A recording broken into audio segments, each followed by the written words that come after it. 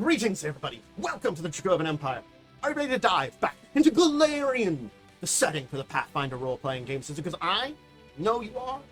I'm your host and guide here, Chance Narrative Dracovin. I can open up a portal through the universe, take us from Earth, through time and space, over to Golarion, where we can learn about the Spore Host of Goroyasa. Yes, an interesting group, devoted servants of a demon. We're ready to learn about the Spore Host, their land of Goroyasa, a little bit more. Grab my hand. We're diving into Golarion, but please do remain close to me. Those spores. Well, you get too far, I can't protect you from them. We arrived. Please do remain close. I'd rather you not have your mind be devoured by Cyth-V'Sug. Now, to learn about them, the spores, or some of the older names they've had, you have to track out the Dragon Empire Gazetteer and the TNZ World Guide. They are referred to as the Spore Host, though a more base term is used in the Dragon Empire, the Slaves of Goroyasa. Mind slave for Cyth-V'Sug, parasitic, horrible fungals that eat your brain. The Spore Host does sound a little bit more interesting in a lot of ways. One kind of tells you how you're basically servants of a demon lord. The other, you just got spores that have eaten your brain. You're basically Last of Us. Now, this is a depiction of Cyth-V'Sug, one of many that I'm going to use today. But the fact is, there really isn't a picture of one of the members of the Spore Host. We know they are beings, particularly humanoids and ancestries, but other creatures that inhabit the island of Goroyasa.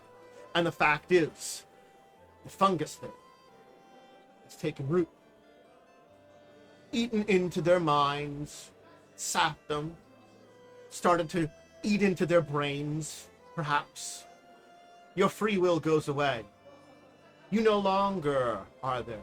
The plants, the animals, the ancestries, humanoids of all kinds, slowly but surely converted to the ways of Cyth-V'Sug. And when it's done, your brain has been infested. When you've finally given in, have a new lord, the demon lord of fungus and parasites. Well, a new job to do.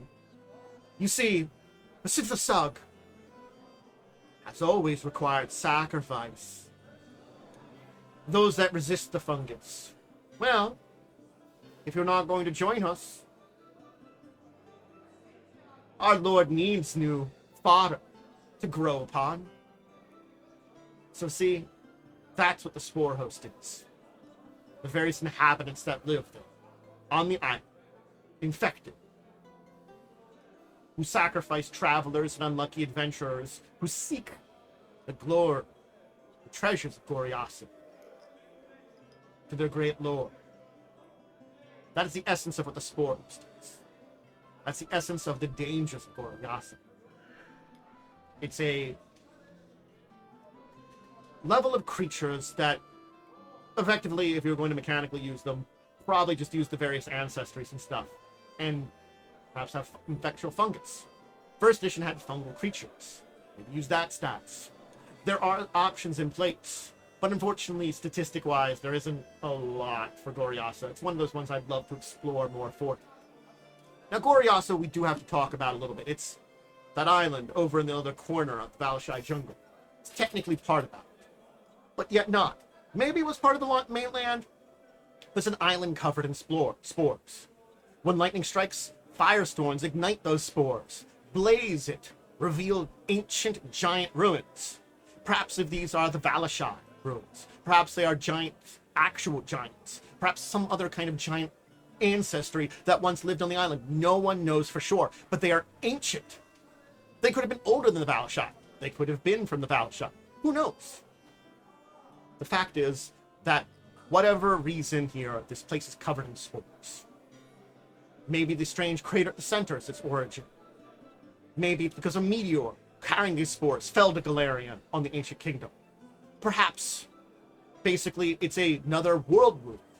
Basically, a cut into the outer rifts that these fungus protect against. The fact is, only one being may know the truth here. Cyth-V'Sug himself. The Cyth-V'Sug does not answer. And even the greatest servants of Cyth-V'Sug do not know the answer. Do not know what is happening on Goroyasa.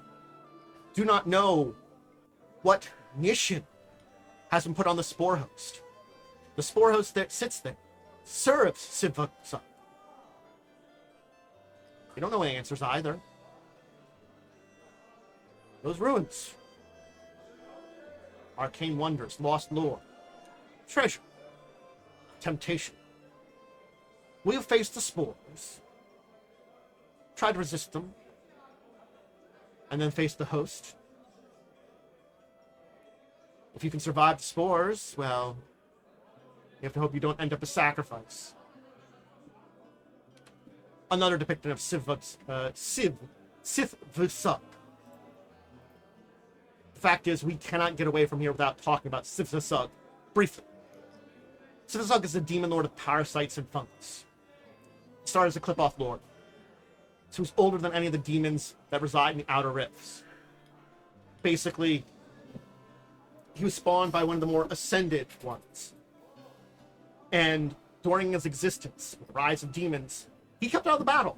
When clip-offs and demons started to battle at, he was a powerful clip-off lord. But became interested. Basically, he'd slaughter any demons that would show up. Mortals. Mortals that needed something. Worship. Called out. He responded to their prayers. Basically, he strengthened himself. Started to become something more than clip-offs. The other clip-off lords hated this, drove him out. And then, as he left the realms of the clip-off lords, headed from the other areas of the outer rifts, evolved, changed, became demon. Fact is, Cyth-V'Sug still hates demons in general and demands sacrifice for his followers. Hungers. That's what he got from those mortals. His hunger. They could give him what he wanted. Sacrifice. So that is what Cyth-V'Sug is. He exists in Jahurl, an area of parasitic fungus that corrupts anything it touches as an extension of Cyth-V'Sug's consciousness. Its lair. The Prince of Blast Heath, Demon Lord of Fungus and Parasites, Lord of Filth and Pollution. He tries to pull other domains into his own. He has the clip-off goal of eradicating mortals and starving demons of sin and reclaiming the Outer Rifts. He doesn't care, it causes his own destruction, but he hungers. And of course, convincing mortals to sacrifice more and kill more of themselves is just icing on the cake. Ever hungry. That is the heart of what the Spore Host is. Ever hungry. They must feed their master. So that is why they are a massive threat if you are ever to go to Goroyasa. The fact is, the Spore Host is the danger there. Yes, the spores are terrible, but if you succumb to them, you join the host. The Spore Host needs more to sacrifice to their lord. They are the ultimate, basically, version of the will of this clip-off lord turned demon lord, Cyth-V'Sug. They are what personifies his goals in this island. Even without knowing the true secrets there.